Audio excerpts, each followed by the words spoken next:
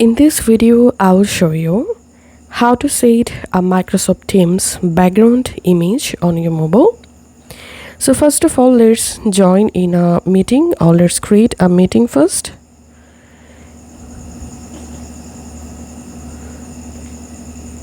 And once you are in a meeting, make sure to enable your camera.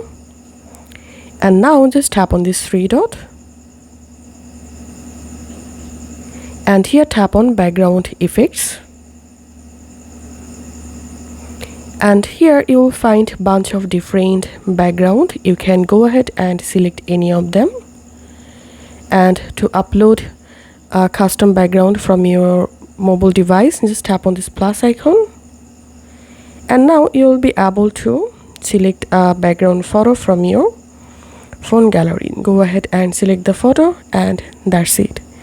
This is how we can set a Microsoft Teams background image on mobile. If this video helped you out, please leave a like and leave a comment down below. Thank you for watching.